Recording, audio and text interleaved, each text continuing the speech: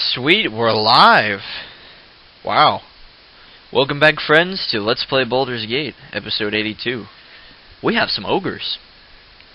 Alright, so, let's use these ogres. We lost one of them, and one of them is near death, but I think a quick Cure Light Wounds or two, and they'll be in functional condition.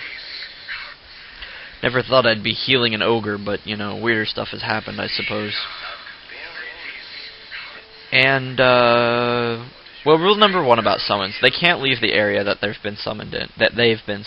However, since we're running on the Baldur's Gate 2 engine, the monsters can leave the area that they've been summoned in, which is definitely to our advantage. However, they're getting in Chezni's way. Alright, we want to make sure... Okay. We're going to make sure that they can both attack at the same time, of course. We don't want them getting bunched up. And we're going to have them focus on the Ettercaps, seeing as how the Ettercaps are by far the stronger of the two. I'm sorry, I thought I just saw Chezni take some damage, but I guess he already had that. I don't know, my eyes are playing tricks on me.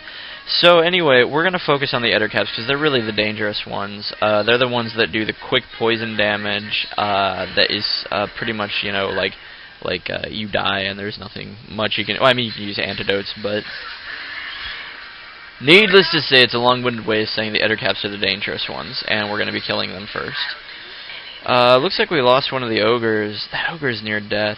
Okay, I think we're going to sacrifice the ogre in order to drop a fireball spell there, and I think that was a pretty good call on my part, because...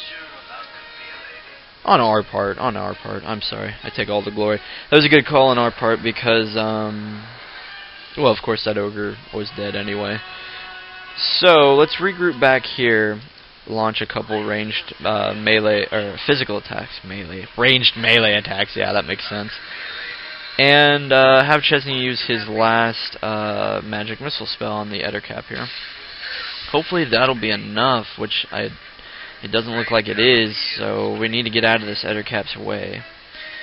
We're out of magic missile spells, but I know Safana has that wand of magic missile, and Koran's not unskilled with that bow.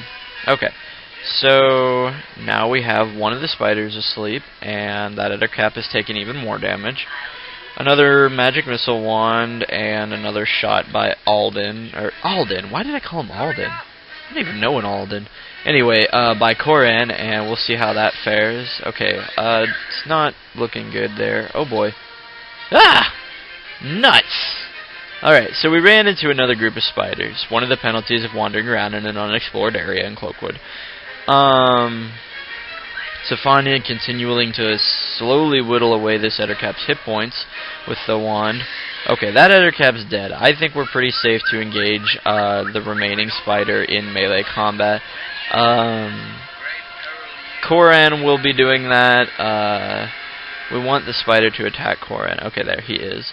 We'll have Chezni and the cat focus on this sleeping spider. Safana will switch to the dagger and assist Koran. True, poison at this point is a possibility, but it's not nearly as deadly, so I'm not afraid of melee combat.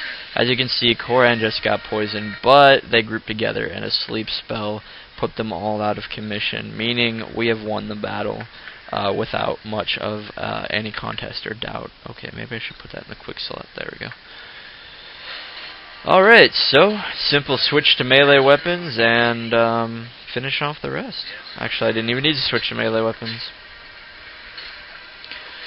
Alright, so I'd say that's a bit of a double bonus there. I'm pretty sure there shouldn't be much else in this weird cave thing up here. Maybe a spider or two, but double bonus because we managed to clear out most if not all of what's in that cave, and some random spiders over here. So that's always good. Although these are just huge spiders, so but still. All right, so that one's dead. We'll loot the Ettercap. Oh, just a greenstone ring. Those things are worth like 2 gold. I don't really recommend picking them up. And we'll see what this Ettercap had. You know, sometimes you can get like an angel skin ring. I think those are good. They're like worth 50, 57. I don't really know. Silver ring, also worthless. Okay, so we could go back in there and attempt to confront whatever's in there, but I think resting is probably a better idea. And resting again. Alright, so we're going to get a quick save on that.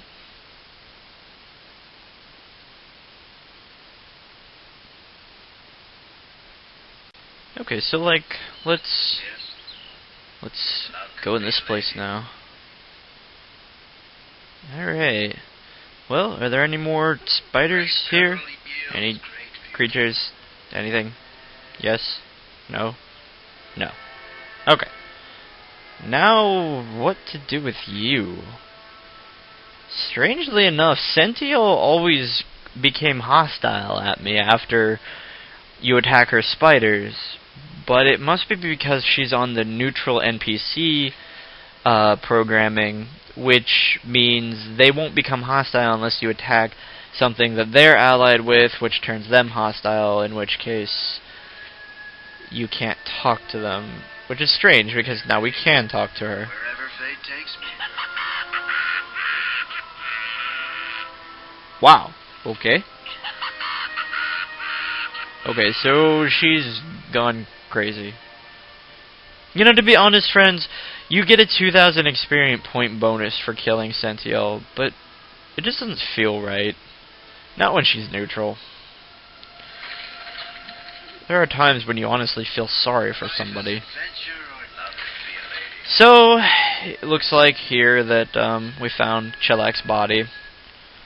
It appears that he had a sword of some sorts, and, oh, nice. I mean, I feel bad for him, but our bonus at getting this wand. And this should be the Great Sword Spider's Bane. Two-handed weapon, does pretty nice damage, +2 and +2 Thaco. You also get free action while equipping it, which lets you not be affected by those darn annoying web spells. Only problem is, I don't think Koran is really that good with two-handed weapons. Let's find out. Oh. Oh, wait a minute. Wait a minute, that's right. His two-handed sword broke. Awesome. Yeah, man, let's equip him with that. He'll be good with it, and he'll be immune to those web spells. Anyway, something I'd like to point out is the fact that also found on Chelak's body was this ring. I'm pretty sure that's another Ring of Folly. Kind of makes you understand why he tried to come in here when he had the Spider's Bane sword. He probably put on the ring and got cursed, which gives you 3... oh, wow, spiders. Anyway, putting on the Ring of Folly gives you 3 wisdom and 3 intelligence, so... Unfortunately, Chelak may not have been as stupid as we think. It's just that he had that cursed ring equipped, which kind of turns you into an idiot. Anyway. So it looks like there's some spiders out here.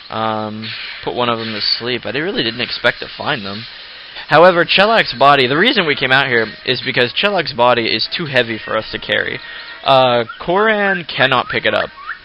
He's got the highest strength on the team, and I don't know what his strength is, but he can carry 120. If I was smarter, I'd know the exact number. 14. He has 14 strength. You know, it's like not terrible strength at all, but it's just we need more. So we're gonna have Chezni memorize the strength spell, and we'll rest after we kill this monster or spider to get it. Come on, guys, a sleeping spider. It's not that hard. All right, let's rest. And another spider. Well, this is where we're going to pick up in the next episode, friends. We'll kill this spider and then make another save. But we'll be delivering Chelak's body back to his brother and see where the adventuring path takes us then. Until then, friends.